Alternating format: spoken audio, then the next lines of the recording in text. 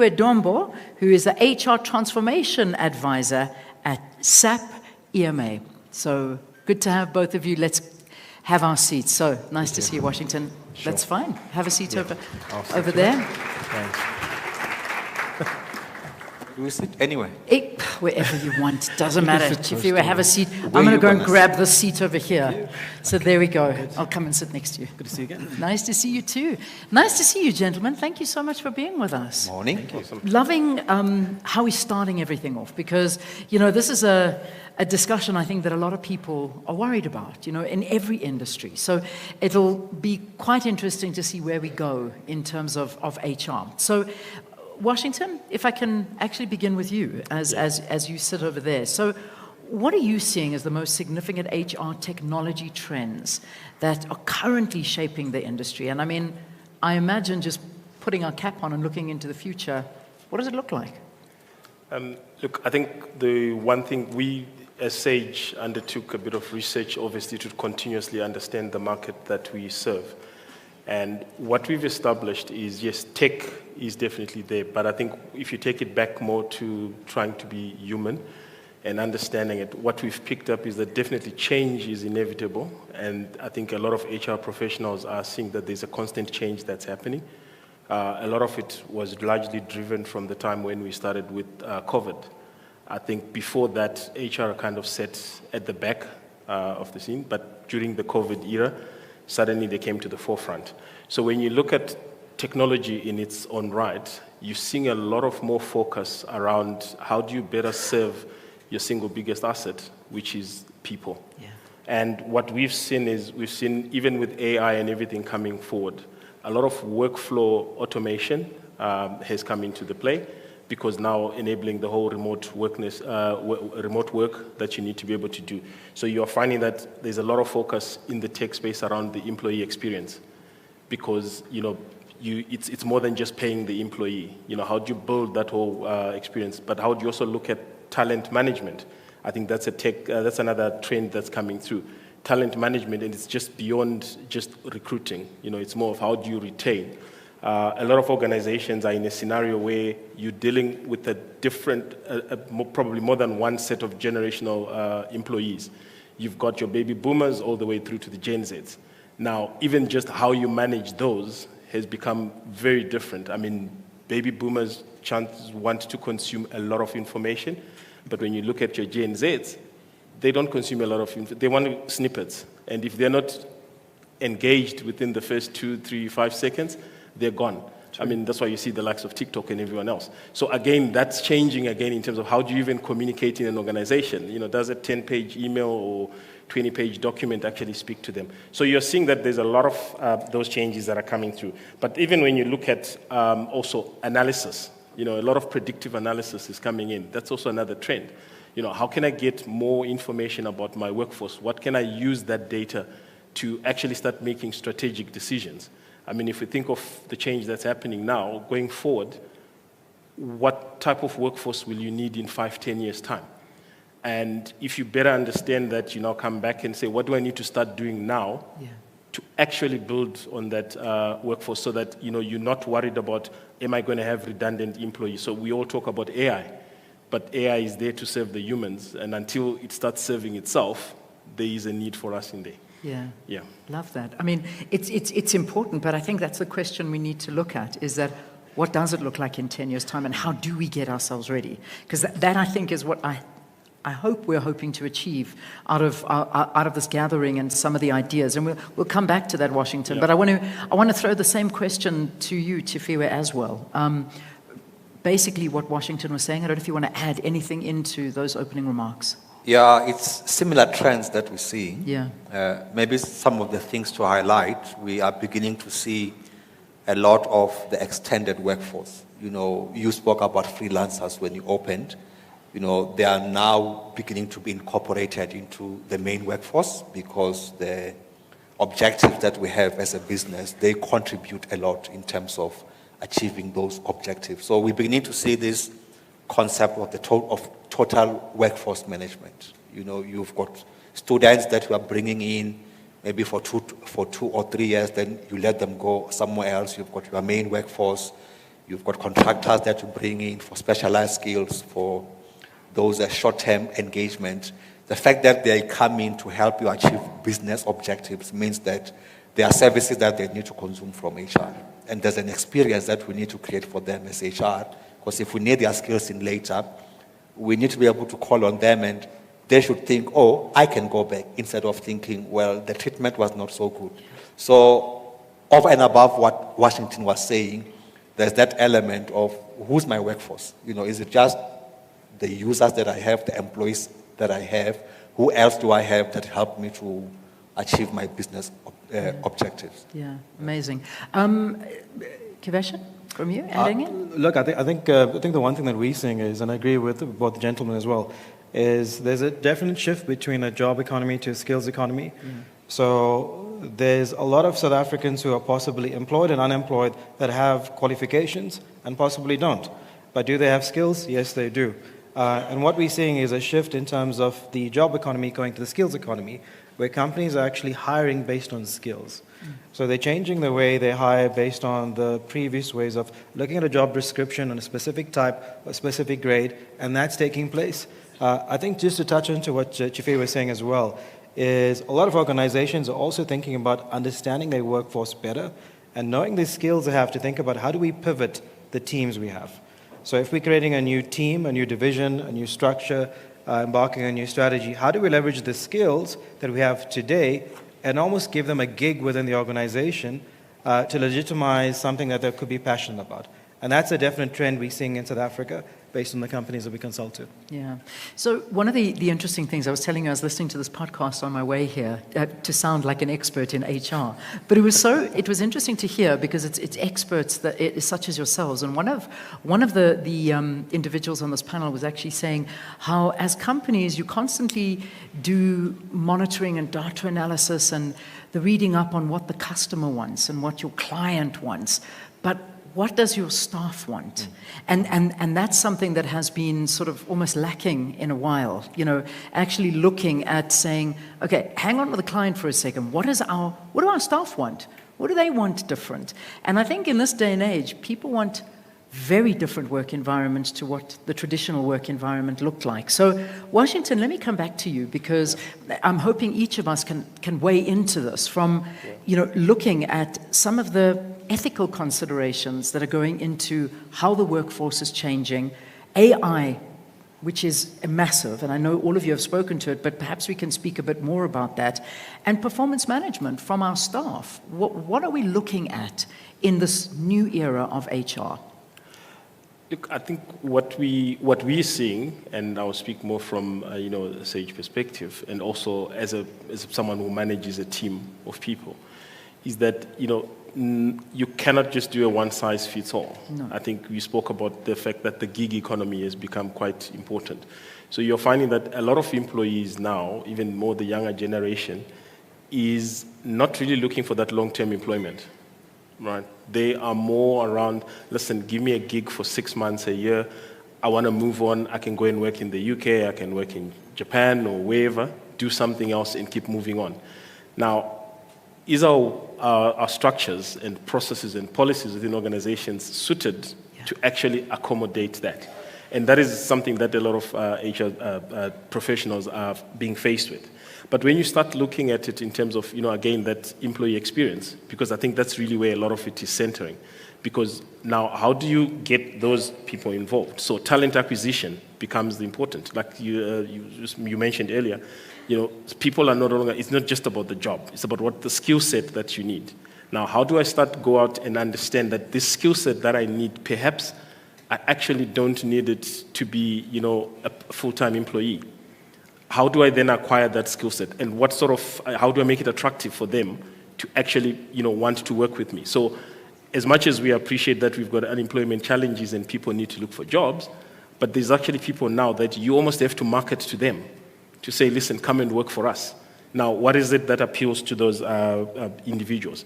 Again, you look at some of the tech, like if you're speaking in AI, how do you start to identify your skills gaps even within your own organization? How much gap do you have? Yes, you might have a full complement of employees, but is that addressing the skills gaps that you need to come and bring it in? And then when you also look at it in terms of some of the AI stuff, is on even the analytics. I think a lot of times we talk about the analytics, but I still believe that companies generate a lot of data which is hardly used. Right? So the information is there, but what are we actually doing with it to then be able to make those informed decisions that we need to be taking? So I do see it as sometimes we talk about you need to undergo a very massive transformation, but really it's just about understanding what do you need. So even if you decide that you want to go into a new system, what information do you really need? How much of it do you already not have, and why are you wanting to do that change in there? Yeah. It is fascinating. We are living in a fascinating world, and this generation that's coming into the workforce is a completely different mindset, as I think all of us have been saying. Yeah, give me 6 months. I'm cool with that. I'm going to be moving somewhere else. Or, yes, I'll work for you, but I don't want to sit at a desk. I want to be traveling around. You'll get my work. And that is an important aspect of all of this. So Tshifhiwa, let's indulge a little bit more on this. So I want to pick up on the ethical aspect that you mentioned. Yes, that's a big thing for me as well. In the question. I always say to my customers that HR has been doing big data before big data was fashionable. We always had files with information about employees. If you look in the mining sector, our customers in mining, they've got records of employees going back many, many years. There's always this concept in the mining sector about a city wife and a rural wife, that should a miner, sadly lose their life at work, there's a wife that will show up to come for the claims of benefits, but we should always wait for the rural wife to show up. But if you check at, what we are helping customers do with systems is we are now generating all this data easily accessible, on the palm of the HR's hands, the leader's hands, and we need to have a conversation around the ethical use of that HR data. Suddenly the data that was only in the remit of HR or certain users is available to people managers to make business decisions, to lead the business and manage their people. Now, how that information is used, we then always need to have a conversation around what are the principles, the guiding principles that we need to inculcate in our users, in our employees, on how to use that HR information. The data can be misused.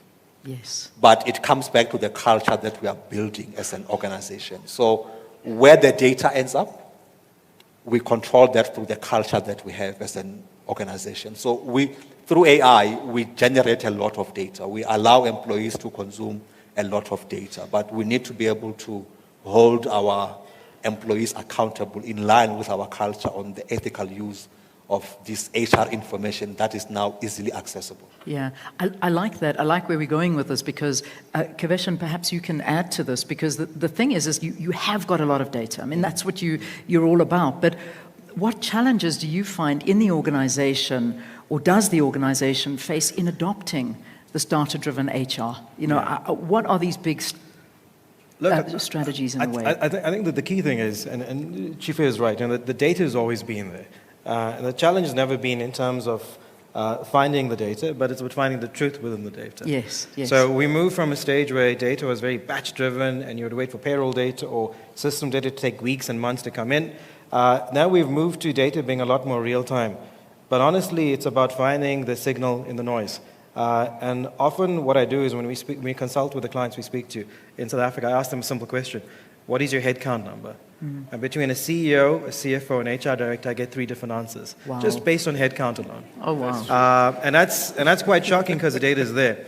And then when we dig in deeper, and Washington spoke about the fact that there's so many different systems that companies use, I'll give you a simple analogy. You can take 6 Lego blocks, which is a 2x4, and if you think about how many systems organizations have today to report on data, so 6 Lego blocks, you can have 915 million permutations just based on 6 Lego blocks. So we were consulting with a bank a few days ago, and we sat across them and we looked at all their systems and all the data they had, and we asked them these simple questions. Headcount. Do you know the talent in your organization that's propensity of leaving? I'll leave the analysis to you. Let's talk a little bit, Washington, about the employee experience, because there is so much data. It's just this little chain of events that go through. And obviously, we've got all of these HR technologies that are there to enhance the employee experience. Surely, that's what it's all about at the end of the day. But what role does personalization play in this evolution? Because each one of you have spoken about this, the fact that one size does not fit all, and it doesn't. So let's talk to personalization. Look, so if you take personalization, I think it comes down to, at a basic level, just in terms of the employees. So you will find that in a lot of setups now within your HR, and maybe I'll just take it one step back. If you go back, say, 10, 15 years ago, the big focus for HR professionals was around payroll, being able to just pay employees, right? Now, if you then move forward, what has then transpired now is that it's now more the HR side of things, the people side of things, the whole employee experience. So what's coming in now is, how do I now create that enhancement? Now, you see a lot of employee self-service capability coming into play. So how do I also, because HR can only do so much with the resources it has.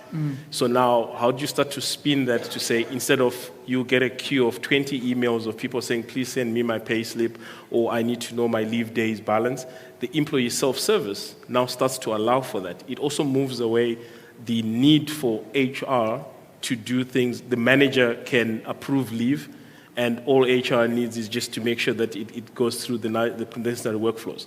So you see that sort of change. But then you can even go beyond part of the experience, which is even looking at beyond the employment of particular individuals. You are seeing things that, banks, for example, and financial institutions are looking at how can they better serve people. You're now starting to see when you apply for a home loan or vehicle finance, the bank will tell you, listen, I can get your employment verification. I can get your bank statement from the other bank to send it. And we are starting to see that now, where even they themselves are able to even access information like your pay slip. So, instead of you saying, submit, give me 3 pay slips, now I must go back to HR and get it, we'll get it for you. And this is being created behind the scenes. Obviously, that now requires also a lot of ethical application, as Tshifhiwa mentioned, but also data protection, because this is information that is coming through. So that whole experience now enables me as an employer to actually give my employees capability that also gives them back time. They can simply be doing the application, and all the documentation information required is quickly sent through to the bank, and they don't need physically have to go in there. So I think you are seeing the design of employee experience not just within the workplace, but it's also going outside. If you think of issues also around employee wellness, I think mental health has become such a big thing. And now, how do employers start to get involved in that and be able to provide the necessary support? So those are experiences that I think go over and above just the fact that somebody shows up to work, does what 8 to 5, and goes home. Yeah, I'm hoping we focus a lot on wellness throughout this time, because, as you say, that has become one of the most important aspects in any organization. But can we dig a little bit deeper, Tshifhiwa, in terms of, looking at this whole personalization? And let's talk to employees that are perhaps disabled, or they have a disability, and they're not, as many of us are explaining, and at the same time, those that are also not that proficient in technology. They don't have all of these wonderful things that CEOs and the bigger earners have got. So there is huge gaps we're dealing with. So I don't know if you want to go there as well. Yeah, let me just hop on what Washington was saying. One of the trends that we're seeing, especially with AI, is that over and above personalization from an employee experience perspective, there's an element of augmentation.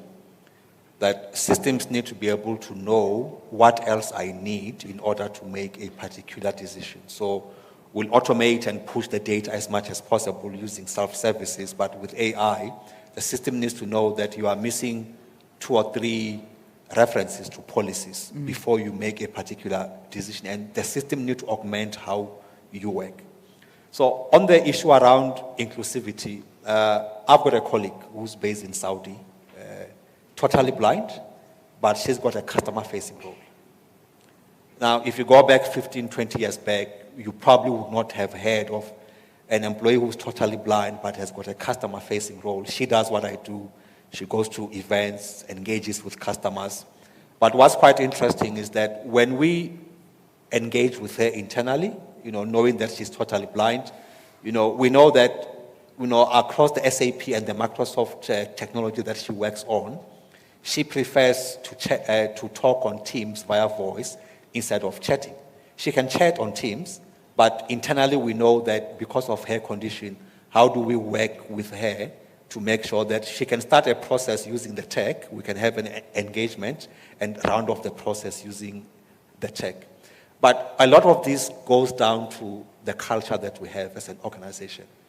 If the culture is not inclusive in everything else, in terms of the facilities that we have, the infrastructure that we have, from an experience perspective, we can't suddenly expect the tech to be inclusive, whereas the culture of the organization is not inclusive. Yeah. So when the culture of the organization is inclusive, when we build new tools, new systems, already we build with that in mind. It doesn't become an afterthought when we are done with deploying a new application to start thinking, what are we going to do with this particular user base? On the topic of employees that might not be tech proficient, we need to lead with our language, right? What language do we use internally as an organization?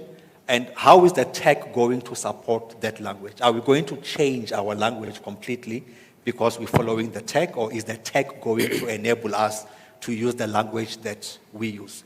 So when we work with customers in retail especially, instead of talking about employees, they talk about associates.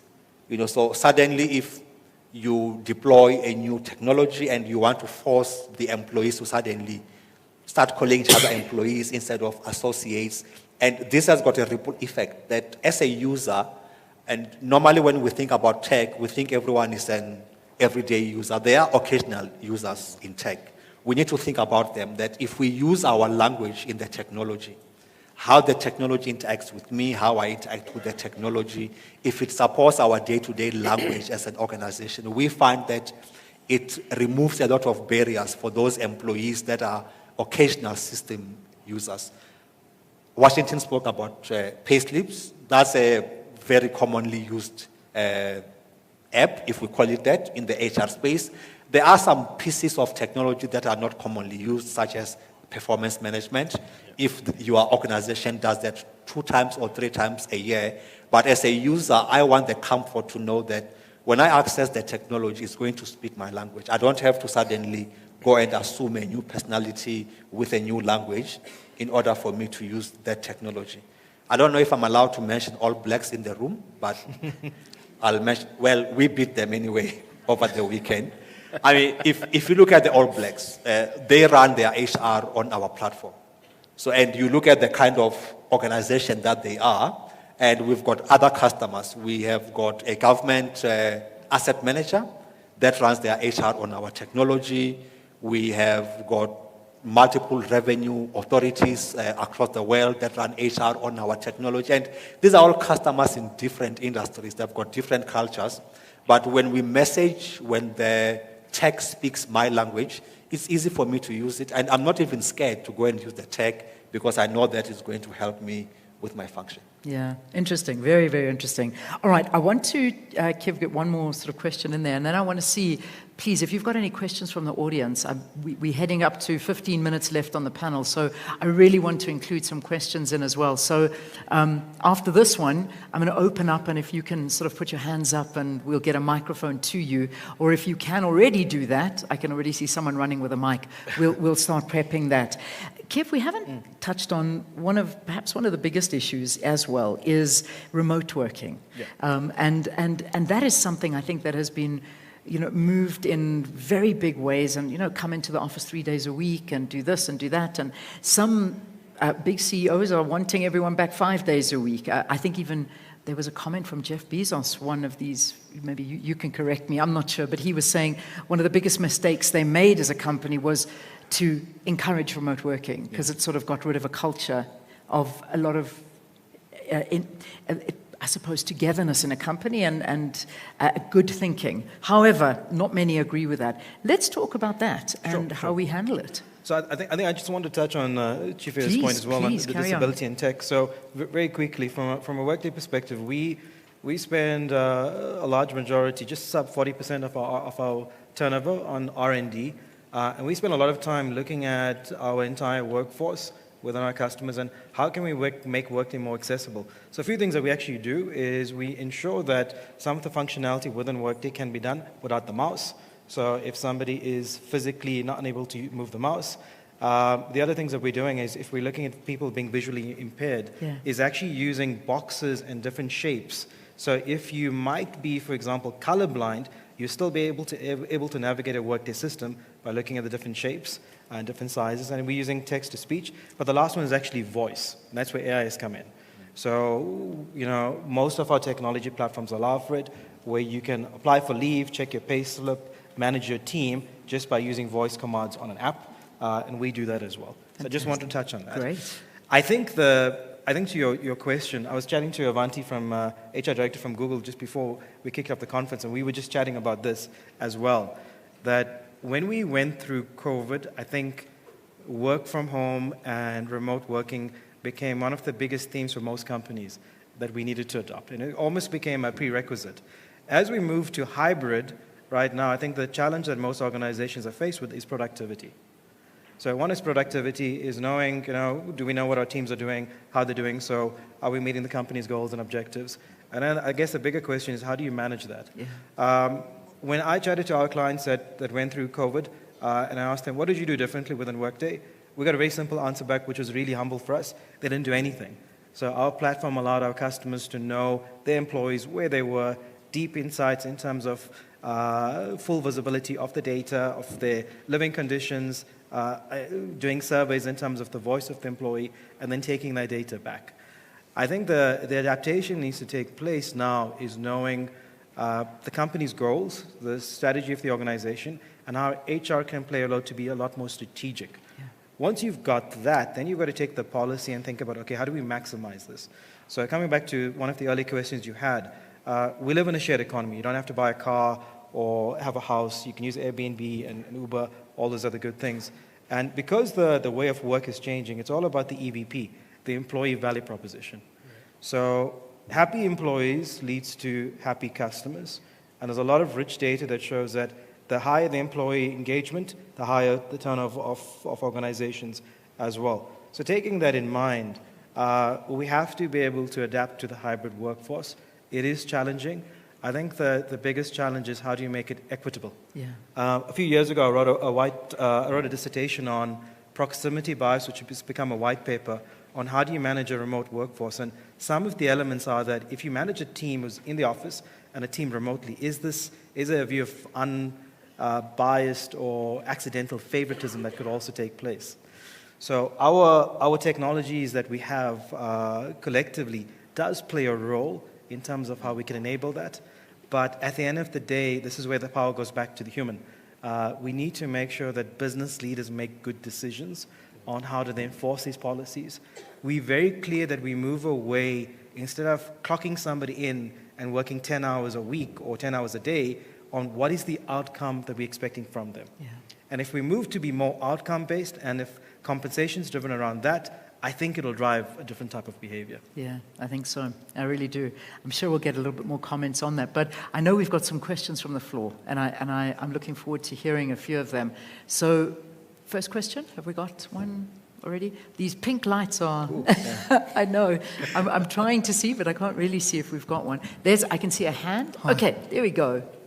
Thank you very much. You guys have spoken about culture, big data, transformation. What I wanted to know is, how do you integrate these technologies? There's so many technologies at the moment. AI, the impact that it's making. But how do you actually integrate? A lot of my clients have actually asked me how they want to integrate, for example, talent management with learning management systems, with customer resource management and that sort of thing. How do you integrate this? Anyone want to take that? Cool. Yeah, I'll go first. I think we need to acknowledge that there needs to be a core, that manages not everything in terms of the data that is used, whether it's for employee administration, how we are structured as an organization, what skills do we need to bring in from a recruiting perspective, and how do we develop new skills in order to create the future workforce. So when that core is in place, the core is going to help us to determine what do we need to build as a base in the organization. How do we ensure that when other pieces are moving around what we are doing, the core is going to remain? And the core is not only about managing data, right? It's about being able to use that data to trigger off on the recruiting side. So if someone gets a promotion and they move to a different country in a new position, how do we know what needs to be done on the talent side? Is there any mandatory learning that they need to take on because they are moving to a new country? If someone moves from being office-based to going to work on the factory floor, what kind of learning do they need to have? So the core helps to keep that in place. So the other areas, not to say that the other areas are not important, they've got a role to play, but when there is a core that the other functions hook onto, that enables us to come and do broader reporting at the end of the day. And maybe this is a point where we need to talk about what HR needs to do, right? With the tech and all the innovation that we are beginning to see, as HR, we are still responsible for building and designing the organization. Depending on what objectives we have, after we design those organizations, we are responsible for filling the roles if there are any vacancies. After we have onboarded the new employees, we need to ensure that they keep their skills up to date, not only for competitive advantage, sometimes for compliance purposes. And we know how to create an environment where employees can grow and they can also come and, be able to share with other employees, what am I doing in terms of performance? What else can I do within the organization? So I think that core is important. Normally, when we get the core right, the other functions are easier then to integrate into the core, and then we are able to have a base on which we can innovate from. And Tshifhiwa, I completely agree. I think a lot of companies tend to look at the other functionality like recruiting or learning or performance outside of the core data, and you build these discrete systems that actually can't connect, and that leads to challenges as well. I think from my perspective is, if you look at an analogy of a house, your foundation needs to be your core HR master data. Single source of the truth, having a digital ledger of the employee, and everything from that almost becomes another room in the house. The other room could be performance management, or could be recruiting or learning, and you build on top of that. But without that foundational layer in place, you will have more complexity as you build out discrete systems and trying to get answers based on understanding your employees a bit better. And I think what you also tend to find is sometimes the biggest pitfall is when you go out looking for the systems, is getting to understand what exactly do you want to achieve from it, because it may work perfectly in one setting, but it may not necessarily work in your own, in your particular setting. And we've seen this quite a lot where, to the point that's been raised, that the core is always important. I think what do we ultimately want is you want the single source of truth, right? So how does everything else feed in? Whether is it feeding in as part of integrations, APIs, those conversations are happening, because certain industries have particular nuances which may not necessarily be the same. So if you look at it, say, in the mining space, there might be a particular nuance that now you require specific functionality which may not necessarily be required in the others. So now you either go and customize, but you're customizing because of the fact that I have my core, which gives me everything that I need. So again, to then get that integration, I think a lot of it ends up being patchwork, right? Because you've gone out there and you were so sold on the one piece. Now you're trying to give the other functionality. So if learner management is an integral part of it, you need to understand where does it best fit in with everyone. So before you can even get to say what works for me completely, you probably have to go back a few steps, and it's in that specification and understanding. And I think across the room here, we're competitors in one space, but we also see the same stuff that happens across, and people hop between the two. And sometimes when you listen to the reasons why customers are either hopping from one to the other, it's because you had a change in the organization, New CTO comes in there and believes, hey, listen, I'm going to run with this particular system. You go full force for it, invest a lot of money into it, only for the users, who intended users, to find it not working. Now you go back now and you've got to respend. And sometimes I feel pain, when I see what, you have to actually charge. But, I mean, it is what it is. Sometimes we pay our school fees for our own mistakes. Yeah. Indeed we do. That's the reality. I'm going to take 2 more questions, if that's all right. There we go. There's one over there. Thank you. I think one of our biggest challenges is how do you ensure that you don't lose your culture in a hybrid environment? Would somebody be able to speak to that? Yeah. I can give Please, you my Washington. take. Yeah, go I for think it. I'll give you from my experience as as managing a team. I think, we talk about strategy and, you talk about culture, right? Now, culture is a very big construct, right? Which you may need even to break it down further. Because we talk about organizational culture, but how does then that culture then translate if you're part of a multinational, for example? The culture in South Africa may not necessarily be the same as in the US, but you want to talk about the organizational culture as well. So again, that flexibility becomes important. But more importantly, how do you then drive the culture within the organization? And sometimes you have to change the organizational culture. I mean, we've seen leaders being brought into companies to actually change the organization because you need to go in a different direction.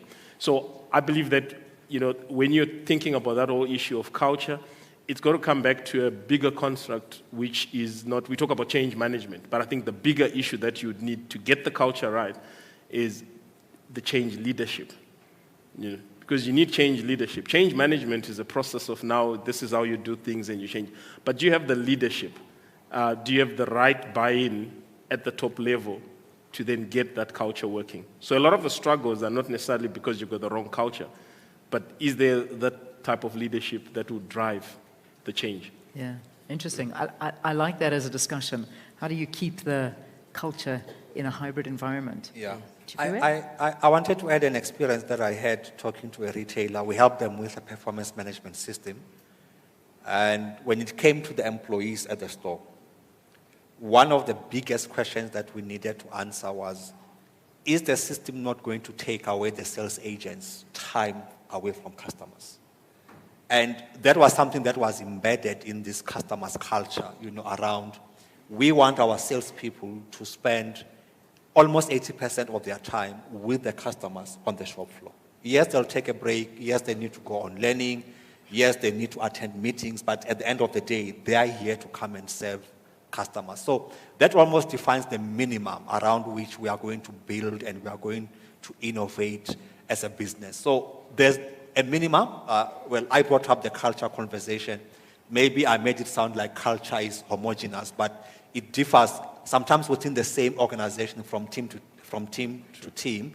There are going to be nuances, but there's a minimum on which we are all measured as an organization, and that is driven by how we want to be known in the market as an organization. Yeah. So I just wanted to add that. Great. All right, I'm going to grab one more question if I can from the floor. There we go. This is our last question. My question is around AI is meant to automate what we do regularly as HR people. So one of the things that we're good at as HR is to run surveys. We survey this or survey for that. So my comment first is that too much survey leads to survey fatigue. So with too much survey, it means the responses that you get, the quality of responses tends to dwindle as you keep on doing it often. What can AI do in this space? So I don't mind taking that question. So I do agree. I think there's a lot of survey fatigue that takes place. We see it on a consumer basis, definitely. Sure. But sometimes organizations work on doing a survey annually, then biannually. And if you think about that perspective, you've had people that have left the organization, and then you have the data, and you're trying to fix something that's in the past.